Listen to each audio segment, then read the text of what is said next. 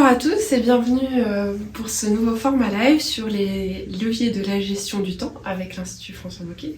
Je suis aujourd'hui rejointe par Roxane Perrault. Bonjour Roxane. Bonjour Chimène. Alors toi tu es coach et tu es aussi formatrice pour l'Institut François Bocquet, notamment sur des sujets de la gestion du temps. Mais tu es aussi, tu as travaillé dans la gestion de projet, dans le multimédia. Et en préparant ce webinaire, on a vu que la gestion du temps, c'était un sujet qui te touchait personnellement.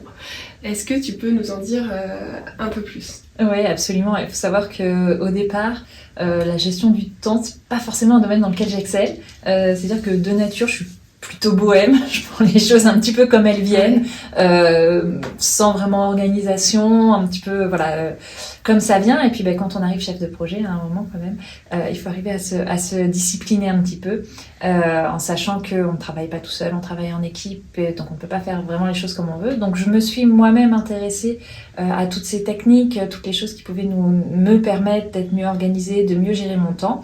C'est comme ça que dans un premier temps, je suis tombée dedans et j'ai mis moi-même en place toutes ces techniques, celles qui me correspondaient. J'en ai testé un certain nombre. Et je dois bien admettre qu'on est beaucoup plus efficace et beaucoup plus serein quand on s'y tient, même s'il faut bien admettre que c'est pas toujours facile à mettre en place dans les premiers jours. Mais par contre, sur le long terme, c'est un vrai bonheur. Donc tu formes en connaissance de cause, ayant toi-même dû apprendre. Ouais, je peux en parler bien puisque je suis passée par les mêmes difficultés que les stagiaires que je vais avoir en formation, les mêmes questionnements, parfois les mêmes freins. Donc je peux en parler bien et je continue à me former sur le domaine, hein. C'est-à-dire qu'il y a toujours des nouvelles choses qui sortent, des choses que je ne connais pas encore, donc j'ai le nez dans les bouquins. Et moi-même, je m'ajoute et je rajoute en fonction de ce que je trouve des techniques, je m'entraîne. Et on va y revenir, mais je pense que ton expérience de coaching peut être, en tant que coach, peut être aussi très utile pour cette problématique. Ouais, plus que ce qu'on pense. Alors avant de rentrer dans le détail, je vous donne quelques informations. On a aujourd'hui une régie qui nous accompagne pour répondre à vos questions techniques et puis nous, de notre côté, on va essayer avec Roxane de répondre à vos questions sur le sujet de la gestion du temps. On a pour ça un retour écran, donc si vous me voyez regarder de ce côté, vous saurez pourquoi. Et puis autre sujet, vous avez accès en téléchargement libre le sommaire de ce webinaire, et si vous souhaitez aller plus loin, je vous le dis d'ores et déjà, on a constitué un livre blanc qui donne encore d'autres astuces. Vous pouvez le télécharger, il y a un bouton sur votre écran. Voilà, donc n'hésitez pas tout au cours du webinaire à nous poser vos questions dans le chat, et si on peut, on y répondra au fur et à mesure, et sinon à la fin. Avec plaisir. Super. Donc, le sujet de la gestion du temps, finalement, le temps, c'est ce qu'on a de plus précieux et c'est ce qu'on a de plus commun. Et pourtant, on voit que chacun va le gérer différemment, certains avec brio, d'autres avec un peu plus de difficultés. Qu'est-ce que tu peux nous dire sur justement la différence entre les personnes au niveau de la gestion du temps? Alors c'est vrai que ce que l'on peut observer, c'est que la perception du temps est différente en fonction des personnes. On observe des personnes qui sont de manière très instinctive, vont savoir tout de suite presque donner l'heure à 2 minutes près.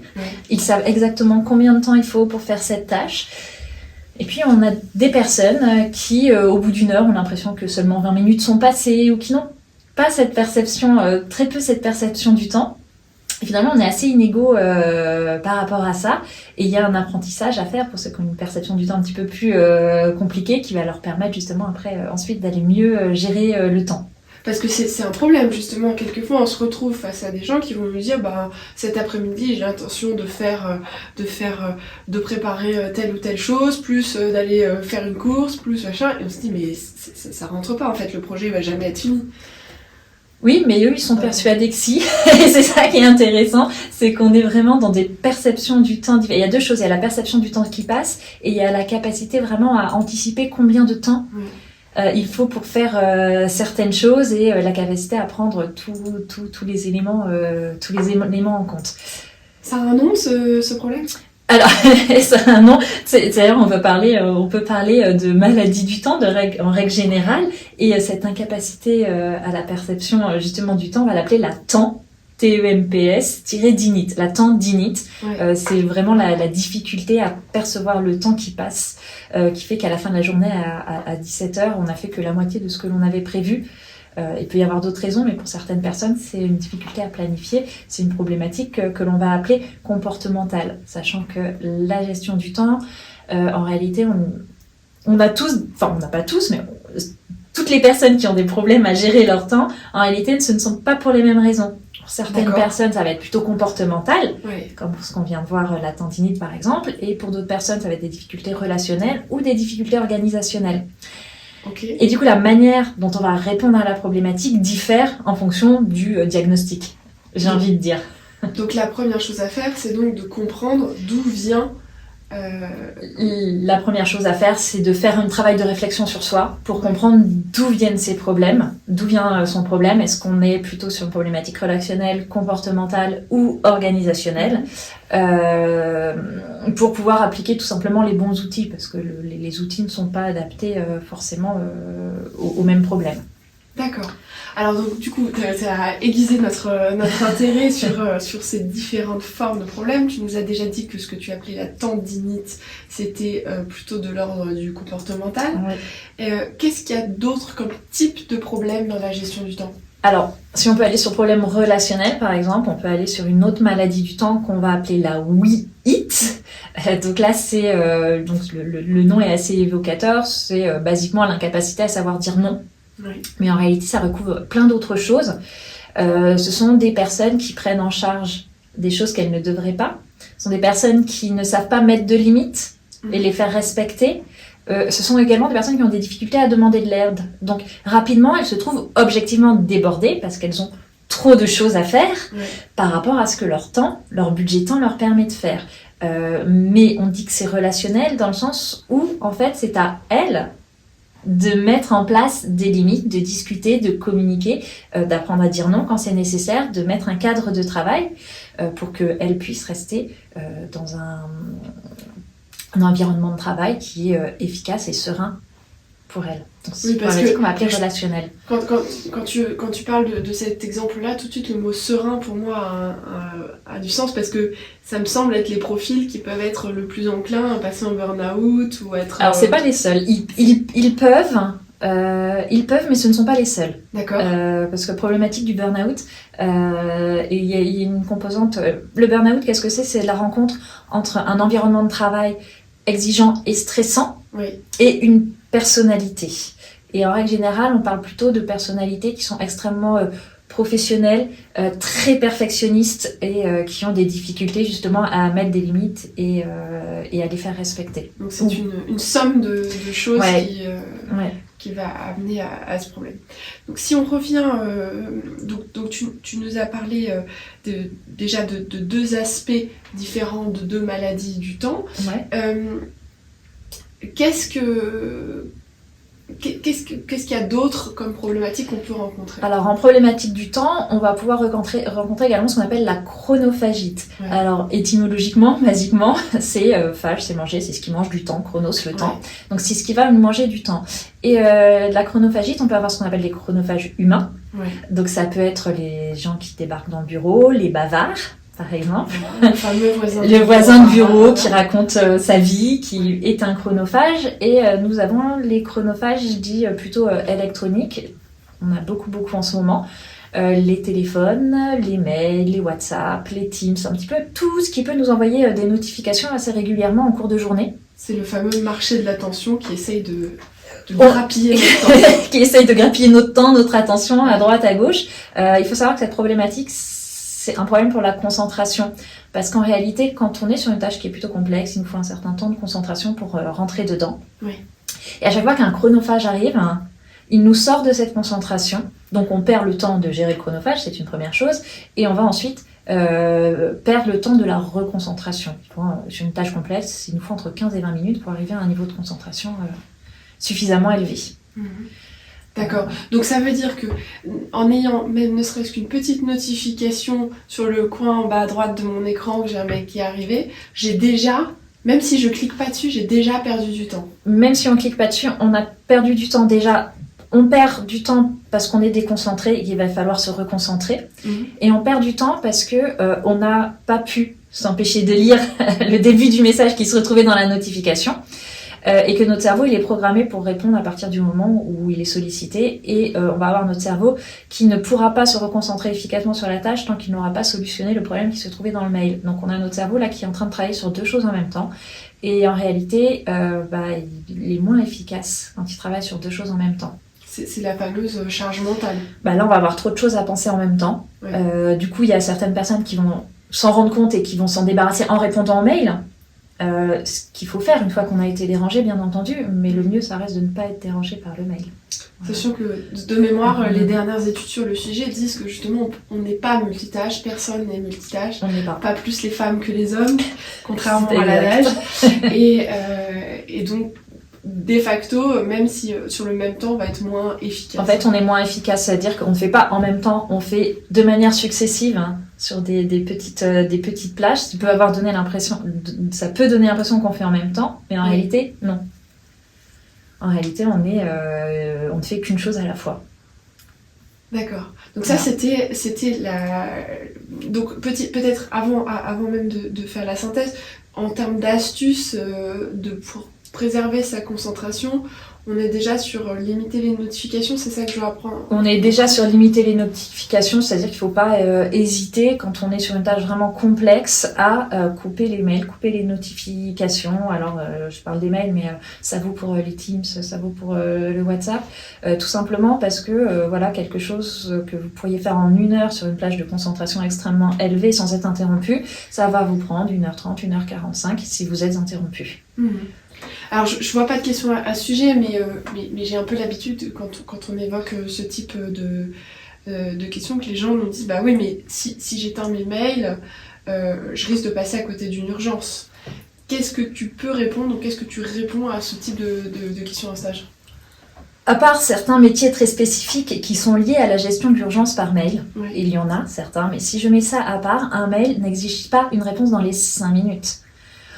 On peut répondre dans les 2 heures qui suivent. C'est un autre problème, une autre maladie du temps qui s'appelle la mailite, d'ailleurs, si on peut aller dessus, qui est une mauvaise utilisation du mail, une mauvaise gestion du mail. C'est le fait d'être débordé de mails. Et notamment, un des effets, c'est de répondre sur les mails au fil de l'eau quand ils arrivent. Alors qu'en réalité, une des méthodes les plus efficaces, c'est de regrouper la réponse aux mails sur plusieurs plages dans la journée. Pourquoi les réponses aux mails, en règle générale, ce sont des choses assez rapides, donc on peut en enchaîner plusieurs d'affilée, et ça nous évite d'être coupés sur nos autres tâches.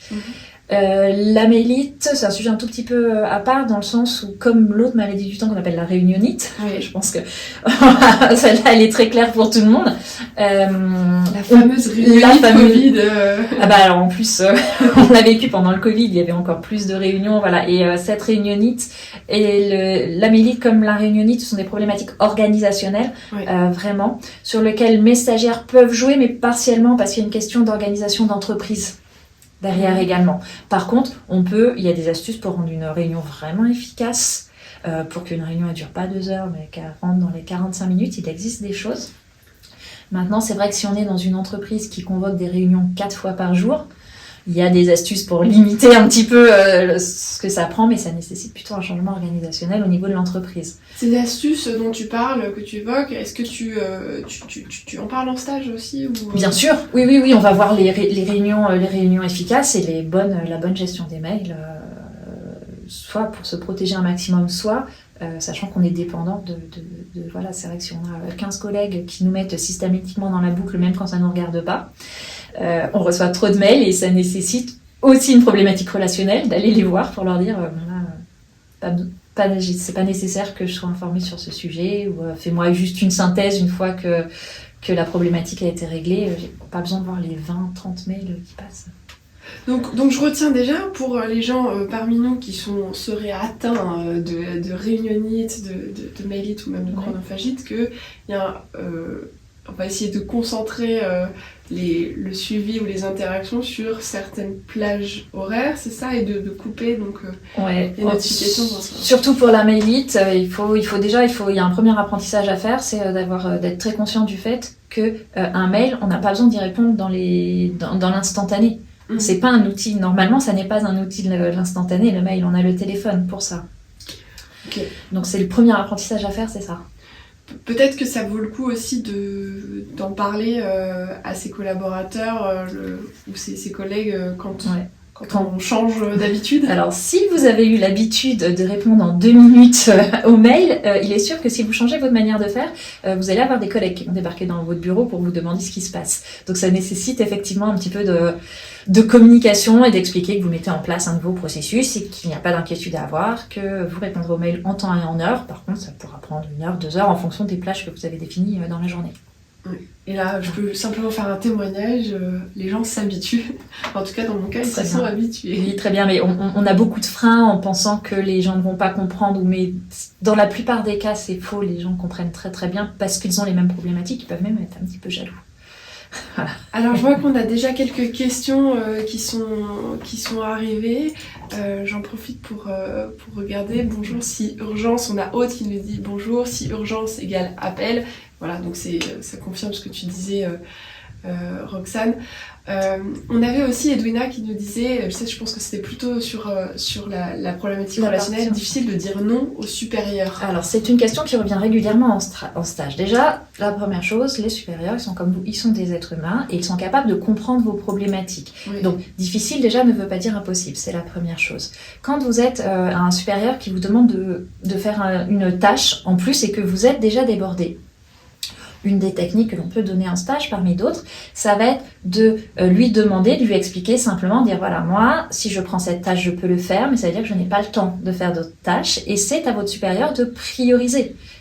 C'est-à-dire que c'est lui qui va vous dire ah bah non, tu as raison, ce sur quoi tu es, c'est plus important et c'est plus urgent. Donc là, on rentre vraiment sur une problématique relationnelle, communication. On a tendance à penser que parce que c'est notre supérieur, on ne peut pas lui dire non. Oui. En réalité, déjà, si ce qu'il demande, ça n'est pas faisable, on peut dire non, c'est la première des choses. Mais on peut lui demander de s'engager en disant, voilà, si vraiment c'est urgent, important et qu'il faut que je le fasse, d'accord, mais dis-moi selon toi, qu'est-ce qui peut attendre dans mes tâches parce que je ne pourrai pas tout faire. Vous êtes humain, vous avez un temps, vous n'êtes pas des surhommes et vos managers le savent. Alors je dis pas que de temps en temps on tombe pas sur un manager mais dans la plupart des cas, quand on communique beaucoup, ça se passe bien. Il faut vraiment être dans la communication, avec ses supérieurs. Ouais. Et ça, c'est quelque chose justement qui demande de la pratique aussi. Qui demande de la pratique. Et j'aime bien dire aussi quand j'ai cette remarque en stage, observez autour de vous les collègues qui sont bien intégrés, qui montent, qui prennent des responsabilités. C'est très rarement ceux qui disent oui à tout. Parce qu'en règle générale, ceux qui savent dire non quand ils ne peuvent pas et qu'ils savent l'expliquer, il ne s'agit pas de dire non et de claquer la porte, bien entendu, l'expliquer, ce sont des personnes en qui on va avoir plus confiance parce qu'on sait que quand ils se chargent de quelque chose, ce sera fait. Ouais. Et ce que tu me dis me rappelle un exemple pareil personnel de ma vie pro, mais qui est les managers qui ont tendance à dire oui à tout, au fur et à mesure, ça peut devenir plus gênant, plus un frein, parce que finalement ils n'y arrivent pas, chez manager, parce que c'était mon expérience, mais ça peut être autre chose.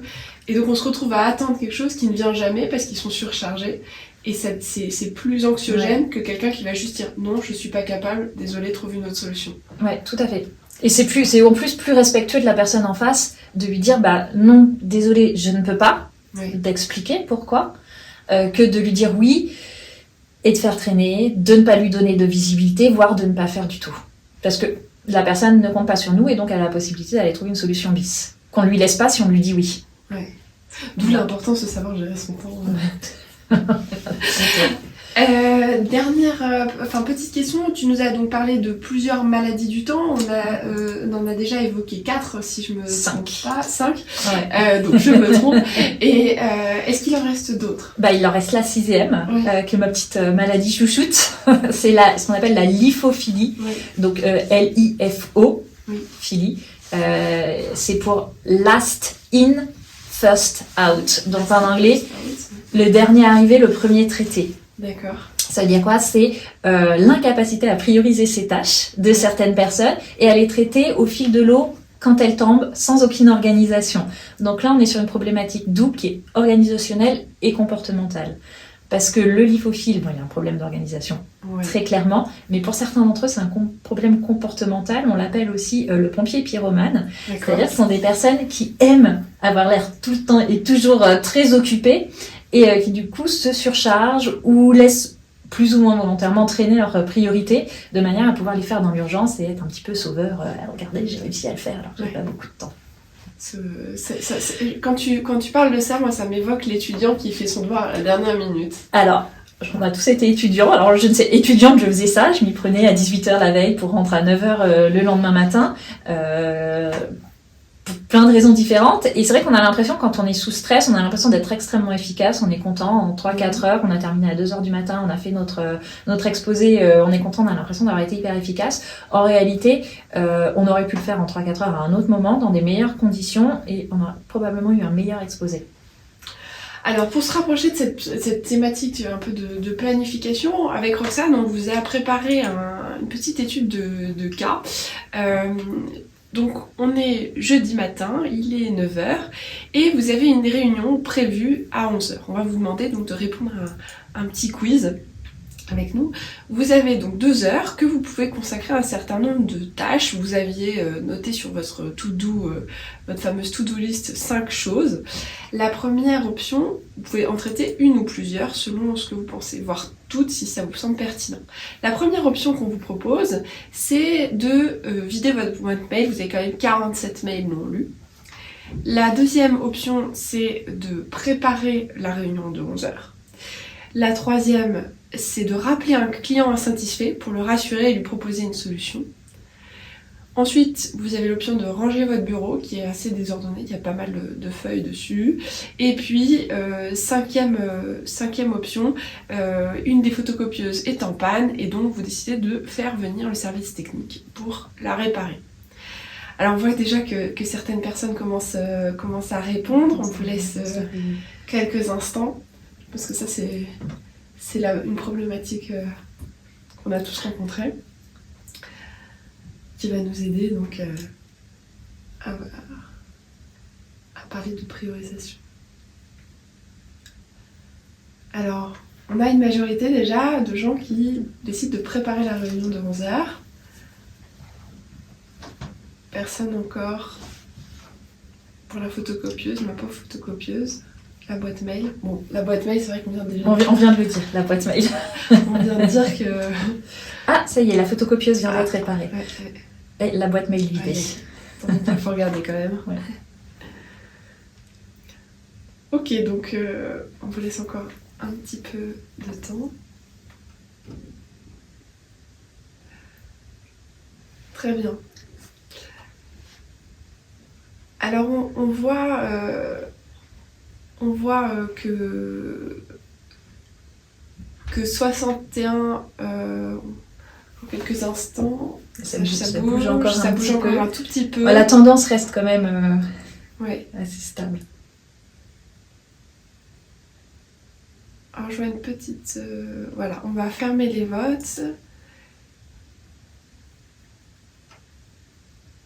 Et pour notre régie, j'ai l'impression qu'il y a une question qui a été posée à gauche. Peut-être une question technique. Ok, donc on voit qu'il y a 61% des personnes qui choisissent de préparer la réunion, 6% des gens qui choisissent de regarder la boîte mail, la même chose pour le rangement du bureau. Et puis aussi en deuxième position, on avait rappelé le client insatisfait pour le rassurer et lui proposer une solution. A priori, on voit que pas grand monde a choisi de faire les 5. Qu'est-ce que tu penses de ça? Pas grand, mais à mon avis, il y en a certains qui ont choisi de faire les 5. Pas beaucoup, mais certains ont choisi de faire les 5. Bon, déjà, c'est bien, évidemment, on n'est pas obligé de faire les 5. Il y a des choses qui peuvent être reportées à après les réunions. Là, cette question, elle a trait vraiment à la problématique de ce qu'on appelle la gestion des priorités. C'est-à-dire, face à un certain nombre de tâches à effectuer, comment je choisis l'ordre dans lesquels je vais les effectuer. Oui, Et pour ça, on a un outil, un vrai outil qui existe, qui s'appelle la matrice d'Eisenhower, d'accord. et qui va nous permettre de définir quelles sont les tâches à haute priorité et les tâches qui sont moins prioritaires. Ouais. Donc c'est un outil que l'on voit en stage, cette matrice d'Eisenhower. J'aime bien raconter un petit peu l'anecdote de l'existence, pardon, excusez-moi, de cette matrice. Donc Eisenhower est un président américain. Oui, Avant d'être président, il était général en chef des armées et il a été chargé notamment de l'organisation et de la planification du débarquement de Normandie. Et la petite légende raconte que c'est à ce moment-là qu'il aurait créé et mis au point la matrice d'Eisenhower pour aider à cette planification de projet, parce qu'on était plutôt sur du gros projet pour le coup.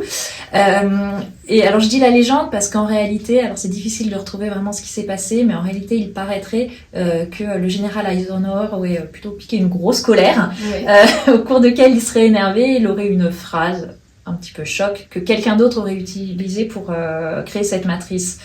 Donc la phrase en question, c'était « Le problème, c'est que les gens sont incapables de faire la différence entre l'urgence et l'importance ».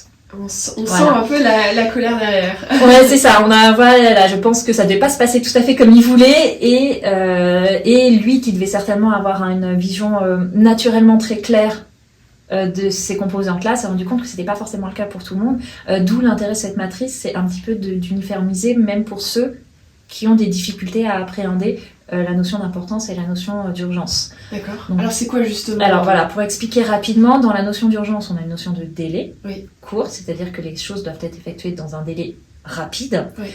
Alors que l'importance, c'est l'impact, c'est-à-dire quelles conséquences l'impact va avoir. Et si elles sont élevées, plus les conséquences sont élevées, plus la tâche est importante. Oui. Du coup, on va avoir... Cette matrice-là va permettre de croiser ces deux données. Donc, quand on parle d'importance, ça peut être importance en matière humaine, ça peut être importance de manière chiffre d'affaires.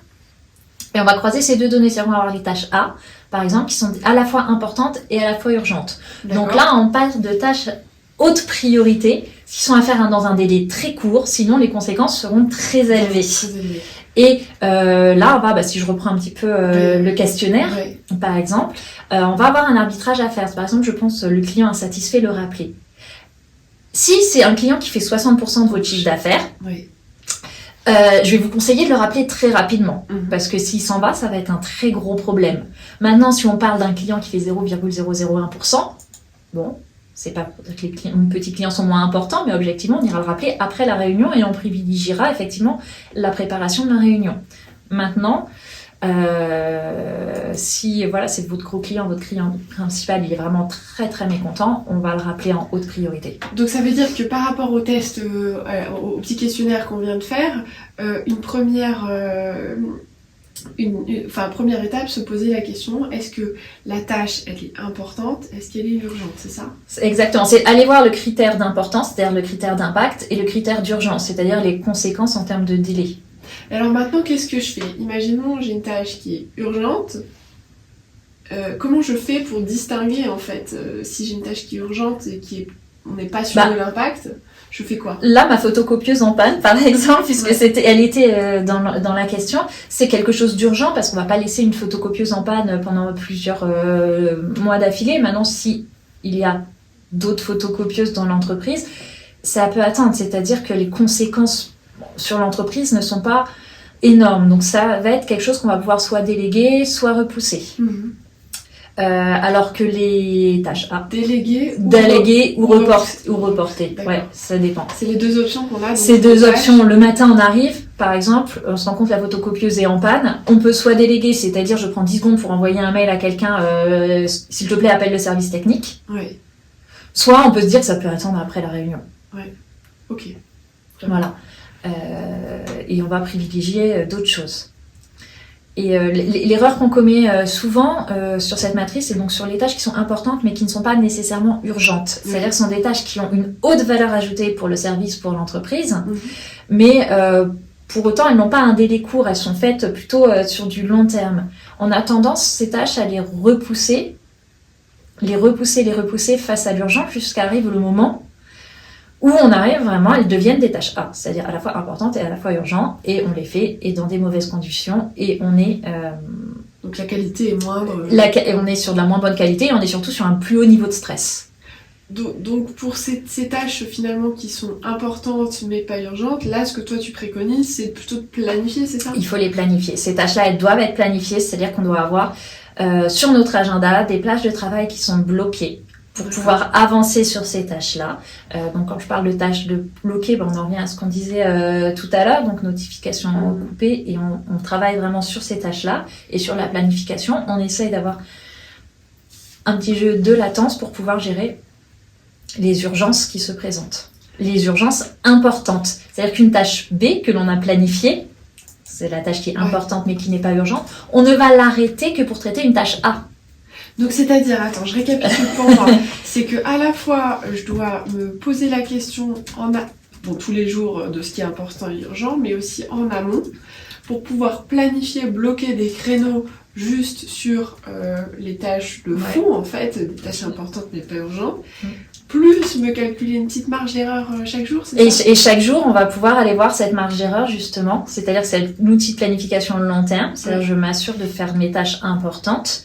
Et chaque jour, je vais reprendre... alors, cette matrice-là, au début, on la travaille. Et puis, rapidement, ça devient instinctif. Et chaque jour, je repositionne un peu ma journée en fonction des éventuelles tâches A importantes et urgentes qui sont tombées. Voilà, donc chaque jour tu repositionnes en fonction de tâches importantes et urgentes, mais tu continues de dire non aux tâches pas importantes. Je continue à dire non, à les utiliser, parce que parfois ces tâches-là, passer un coup de téléphone au service technique, et on peut le garder quand on a besoin de faire une pause. Par exemple, parce que je suis très très concentrée sur mon document, j'en peux plus, je sens que ma communication, ma concentration décroît. Je vais prendre un petit thé, un petit café, je prends mon téléphone, j'appelle le technicien et hop, je reviens et je me reconcentre sur ma tâche. Alors on a vu tout à l'heure, j'ai vu une question de Aude qui disait qu'on a évoqué 6 maladies du temps. Est-ce que tu peux nous redonner les noms? Alors, j'ai la tendinite, la lipophilie, la chronophagite, la ouïite, la réunionite et la méylite. Voilà, donc ça fait bien 6 maladies du temps à retenir. On a une question de Vincent qui nous dit: dans le cas d'un projet délimité dans le temps, les tâches se hiérarchisent aisément. Mais dans le cas des tâches du quotidien, elles viennent s'imbriquer les unes par rapport aux autres, chamboulant régulièrement son planning de travail. Alors, d'où l'importance de garder une latence pour gérer ces tâches du quotidien, parce qu'on a tous les jours des tâches qui nous tombent dessus, en plus des tâches au long cours, et effectivement, c'est pour ça, sur la planification, on garde une marge de temps. Plus vous êtes à l'aise sur votre poste, plus on commence à avoir une idée un petit peu de ce qui nous tombe dessus. En règle générale, c'est quand même plutôt régulier. Alors parfois, on peut avoir un gros pépin non anticipé qui nous tombe dessus, qui nécessite réellement qu'on bouge complètement le planning. Mais dans la plupart des cas, on finit par avoir une conscience un petit peu de est-ce que finalement j'ai 20 minutes ou plutôt 3 heures par jour d'imprévus qui me tombent dessus.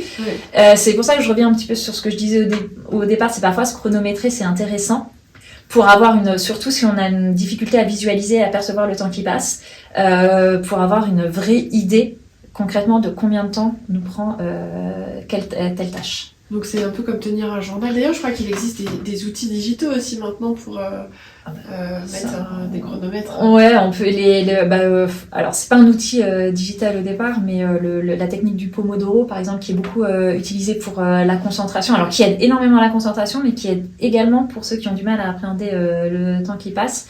Donc une technique de chronométrage, c'est-à-dire on travaille 25 minutes au haut niveau de concentration avant de faire 5 minutes de pause, et on repart pour 25 minutes de concentration, 5 minutes de pause. Et au bout de 3 cycles, on a le droit à 20 minutes de pause. C'est pour respecter un rythme naturel de la concentration. Et c'est assez intéressant parce que du coup, comme on sait qu'il y a un chronomètre qui va nous sortir à un moment de notre concentration, on est vraiment à 100% dans la tâche sans regarder nos horloges, vraiment sans avoir à regarder le temps pour vérifier qu'on est dans les délais ou pas. Ça peut être une astuce pour les gens qui ont besoin justement qui ont un problème organisationnel. Tu disais et sur les tendinites qui ont des problèmes à visualiser le temps qui passe, c'est bien aussi pour l'organisation et pour la concentration. Si on a des difficultés à se concentrer, c'est un bel outil. Alors 25 minutes, c'est l'outil de base, mais on peut le repositionner en fonction de soi. Alors on avait un commentaire de Christophe qui disait un peu ce que tu disais, c'était que c'était bien de garder 20 à 30% du temps par jour. Ouais. Pour les urgences, c'était sur les mêmes pourcentages, toi? En fait, là, ça dépend du métier. C'est très lié à son poste de travail. Ouais. Il y a des postes de travail sur lesquels il y a très très peu d'urgence et on va garder 5%. Et puis il y a des postes de travail sur lesquels ça va être plutôt plus 50%. Et c'est pour ça que je dis que c'est important de délimiter pour être dans une bonne planification. Et petite question, tu as dû mentionner à un moment la loi de Pareto. Est-ce qu'en 2 mots, tu peux... Je ne l'ai pas mentionné, mais je vais l'expliquer malgré tout. La loi de Pareto, donc si je me trompe pas, c'est la loi des 80-20. Ouais. Donc 20% de nos actions réalisent 80% de nos impacts. Ouais. Et du coup, si on veut être efficace, on essaye de délimiter quels sont ces 20%. Et dans la matrice d'Eisenhower, en réalité, ce sont les tâches B, donc les tâches qui sont importantes, mais pas nécessairement urgentes, qui sont ces 20%-là. Et on essaye de les prioriser, puisque c'est celles qui vont avoir le plus d'impact. Donc en 20% du temps, on est censé pouvoir... Alors c'est 20% de nos actions qui définissent 80% de nos impacts. D'accord, ok. Voilà. On a aussi une question de Julie qui nous dit, y a-t-il des tâches urgentes non importantes? Oui, ma photocopieuse en pâte est une... Alors, sauf si c'est la seule photocopieuse de l'entreprise et qu'on fait 300 photocopies à la journée, auquel cas... Sauf si on est une imprimerie. Merci Chimène, effectivement. Sauf si on est une imprimerie. Mais c'est urgent parce que c'est quand même pénible. Toutes les tâches qui sont urgentes et qui ne sont pas importantes, ce sont les imprévus qui sont pénibles, qui compliquent la vie, voire les choses qu'on est obligé de faire tous les jours. La gestion des mails, par exemple, c'est urgent parce que je vais pas rester 3 jours sans lire mes mails. Ouais. Donc on est sur une notion d'urgence. Mais pas nécessairement important, à part encore une fois sur certains métiers très spécifiques, parce que les urgences importantes, elles arrivent par téléphone, pas par mail. Ouais. Alors j'ai une question qui dépasse un peu ce sujet-là, mais on parle beaucoup aujourd'hui de procrastination. Ouais. Et pourtant, j'ai l'impression que derrière ce mot, il se cache différentes réalités. Tout le monde ne procrastine pas, déjà, et procrastine pas pour les mêmes raisons. Déjà, on définit la procrastination. Ouais. Factuellement, la procrastination, c'est le fait de remettre à plus tard ce que l'on aurait l'occasion de faire maintenant. Oui. Ça, c'est le fait de la procrastination. Pourquoi on procrastine? Et ça, c'est très variable en fonction des personnes. Si je reprends mes maladies du temps, les lipophiles sont des très grands procrastinateurs parce que ça leur donne l'occasion de travailler dans l'urgence. Il y a des gens qui aiment être dans l'urgence ou qui ont l'impression d'avoir besoin de ce niveau de stress pour être efficace. Oui. Et ils peuvent procrastiner pour avoir l'occasion d'être dans ce niveau de stress. Il y a des personnes qui ont la sensation que si elles ne sont pas sous stress, elles ne travaillent pas, elles ne sont pas productives.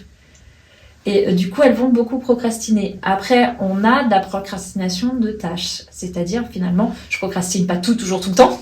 Oui. Mais soyons honnêtes, les tâches que je procrastine, c'est un petit peu toujours les mêmes. Ce sont les tâches que je n'aime pas trop, qui me déplaisent, qu'on va aller procrastiner. Il y a des personnes qui procrastinent, et ça c'est plutôt intéressant, par peur de l'échec. Oui. Assez bizarrement, certains grands perfectionnistes sont des procrastinateurs, parce que c'est se confronter au risque de l'imperfection. Et donc on essaye d'éviter mieux ne pas faire que de mal faire, en fait. Donc on peut avoir là aussi des procrastinateurs. Ce qui est dommage, parce qu'on est obligé de faire au bout d'un moment. Et du coup, généralement mal parce qu'on n'est pas dans des bonnes conditions. On vient renforcer du coup la petite voix qui dit qu'on n'est pas à la hauteur. Ouais, exactement. C'est-à-dire qu'en plus, on est après dans une sorte de cercle vicieux où on renforce effectivement cette idée qu'on n'a pas être à la hauteur. Alors on approche doucement de la fin de ce webinaire, donc n'hésitez pas si vous avez d'autres questions à nous les poser maintenant. J'ajoute que il y a aussi le livret que vous pouvez télécharger, il doit y avoir un bouton en haut de votre écran qui donne des conseils complémentaires et qui sur la gestion du temps. On va peut-être reprendre quelques questions avant de clôturer. On a une question de Vincent qui nous dit « Donc une charge de travail à flux tendu est un risque pour son organisation. Donc important que le supérieur ait conscience d'avoir des plages libres, y compris pour alléger sa charge mentale. » Oui. Qu'est-ce que ça te... Alors c'est important pour c'est important pour pouvoir gérer l'urgence, mais en réalité c'est important pour recharger les batteries aussi. La pause en soi, contrairement à ce qu'on pense, la pause n'est pas une perte de temps. La pause est un gain de temps parce qu'elle va nous permettre d'être plus efficace derrière. Et là, on en revient sur de la communication. Si Vincent, vous avez un supérieur qui ne l'entend pas, qui ne le comprend pas naturellement, en tout cas instinctivement, c'est à vous d'aller communiquer et discuter avec lui pour expliquer cet impératif-là. De garder de place. Alors, cette plage de libre, elle n'est pas libre parce qu'en réalité, si jamais l'urgence ne tombe pas, et elle peut ne pas tomber, c'est pas grave, on aura toujours à l'occuper. Cette plage libre, on fera d'autres tâches importantes, on prendra de l'avance sur son planning, la tâche, elle sera occupée. Et au-delà de ça, il est aussi important dans sa planification de se ménager des pauses. Parce que les pauses, c'est vraiment recharger ses batteries. Si on ne fait pas de pause, parfois, on ne s'arrête pas parce qu'on se dit, j'ai pas le temps de m'arrêter. Sauf qu'en réalité, après un certain temps de travail non-stop, notre efficacité décroît jusqu'à devenir négative. Ça veut dire quoi ? Ça veut dire que finalement, on va faire des erreurs qui vont nous obliger à repasser et à recommencer. Donc pour éviter ça, on prend 5 minutes. Ça n'a pas besoin d'être long de pause. Par contre, une vraie pause. Une vraie pause, c'est on débranche son cerveau, on ne pense pas au travail. Et on bouge aussi. Et on bouge, si on peut, on bouge.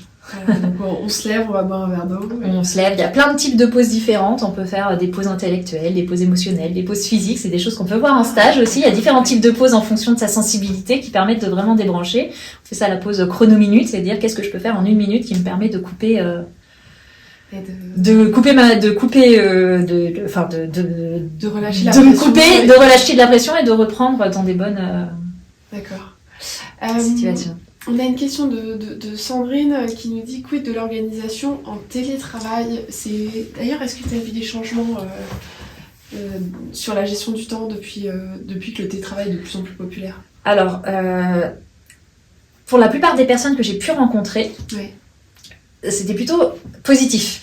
Le passage en télétravail. Si on met de côté l'absence relationnelle qui est plutôt difficile à vivre en termes d'organisation finalement, c'était plutôt positif parce qu'ils ont économisé sur les temps de transport, ce qui est déjà pas rien.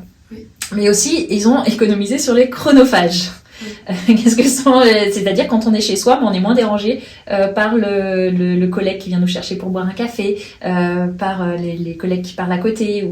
Et du coup, en termes d'organisation, on a observé que c'était plutôt positif. La vraie problématique, elle est sur délimiter la vie professionnelle de la vie privée. C'est-à-dire d'être capable tout simplement de s'arrêter quand il faut s'arrêter. Parce que quand on travaille dans son salon, c'est plus difficile de passer à autre chose que quand on quitte un bureau, qu'on a un temps de transport et qu'on arrive chez soi. D'accord, donc ça peut être une astuce en tout cas pour ceux qui ont des difficultés relationnelles dans votre diagnostic, si je comprends bien, d'utiliser le télétravail aussi comme un moment de concentration. Alors, attention, je dis pas qu'il faut se couper de ses équipes pour se mettre à 100% en télétravail parce qu'il faut rester au bureau. Par contre, il est vrai que quand on a des choses qui sont très complexes à faire et qu'on est régulièrement dérangé, et c'est déjà une astuce qu'on donnait déjà avant le Covid, d'avoir une petite demi-journée en télétravail qui nous permet d'être vraiment concentrés là-dessus et de faire que ça. Et en plus, c'est plus facile puisque maintenant, comme ça a été démocratisé, c'est plus facile de le faire. Maintenant, il est vrai que si on veut pas se laisser envahir par son travail et qu'on est en télétravail, il faut être capable de mettre des limites claires. Là, j'ai fermé mon ordinateur, j'y penche plus, c'est terminé et je coupe mes mails pro et je ne les lis plus. Alors, donc ça c'est clair pour moi. Une dernière question de clarification et après on va conclure.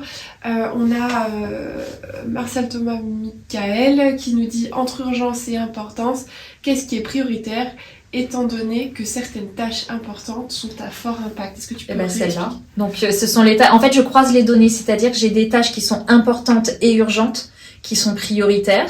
Nous avons les tâches qui sont importantes mais qui ne sont pas urgentes, qui sont à planifier.